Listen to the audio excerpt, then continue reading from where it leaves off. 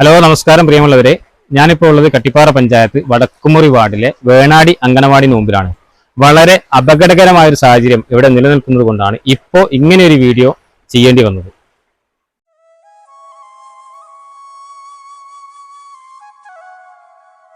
ഏകദേശം 10-15ഓളം കുട്ടികളാണ് ഈ നഴ്സറിയിൽ പഠിക്കുന്നത്. റോഡിൽ നിന്നും ഏകദേശം നഴ്സറിയുടെ മുറ്റം വരെ കൈവരി വെച്ചിട്ടുണ്ട്. പക്ഷെ എന്നാലും ചെറിയ കുട്ടികളായതുകൊണ്ട് തന്നെ ചിലപ്പം അതിൻ്റെ ഉള്ളിലൂടെയും ഈ തോട്ടിലേക്ക് വീണ് പോകാൻ സാധ്യത വളരെ കൂടുതലാണ്. അതുപോലെ തന്നെ ഈ ഒരു കൈവരി മുറ്റത്തിൻ്റെ പകുതിയിൽ ചെന്ന് അവസാനിക്കുകയാണ്. ആ പകുതി അങ്ങോട്ടുള്ള ബാക്കി ഭാഗം വളരെ ഫ്രീ ആയിട്ട് കിടക്കുന്നതാണ്. എപ്പോഴെങ്കിലും കുട്ടികൾ പുറത്തിറങ്ങി എന്തെങ്കിലും ഒന്ന് കളിച്ചിട്ടുണ്ടെങ്കിൽ ആ തോട്ടിലേക്ക് ചാടിപ്പോകുന്നൊരവസ്ഥയാണ് ഇവിടെ ഉള്ളത്. മഴ പെയ്തിട്ടുണ്ടെങ്കിൽ ശക്തമായ ഒഴുക്കുള്ളൊരു തോടാണ്, കൈത്തോടാണ് ഈ ഒരു സൈഡിലൂടെ ഇതിൻ്റെ മുറ്റത്തിൻ്റെ താഴെ കൂടെ ഒഴുകി പോകുന്നത്.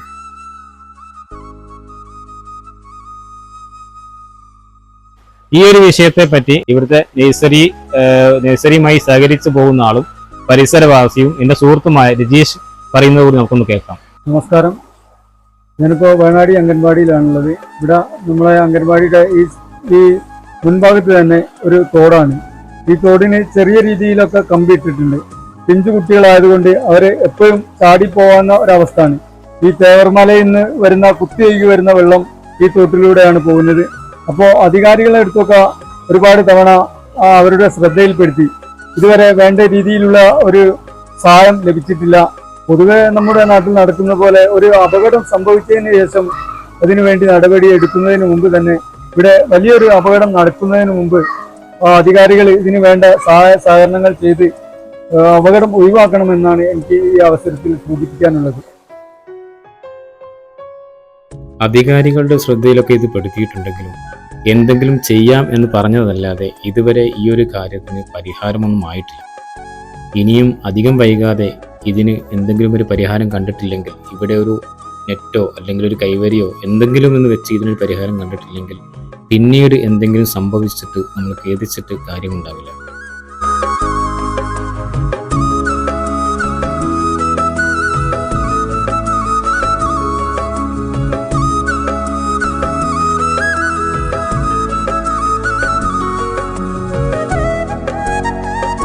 രജീഷ് പറഞ്ഞതുപോലെ ഇനി എന്തെങ്കിലും സംഭവിച്ചു കഴിഞ്ഞിട്ട് നമ്മൾ അതേക്കുറിച്ച് വേദനിച്ചിട്ടോ അല്ലെങ്കിൽ ഖേദം പ്രകടിപ്പിച്ചിട്ടോ ഒന്നും കാര്യമില്ല. അപ്പൊ അതുകൊണ്ട് എത്രയും പെട്ടെന്ന് എന്തെങ്കിലും സംഭവിക്കുന്നതിന് മുമ്പ് ഇതിന് വേണ്ട നടപടികൾ അധികാരികൾ എടുക്കണമെന്നാണ് എനിക്ക് ഈ അവസരത്തിൽ പറയാനുള്ളത്.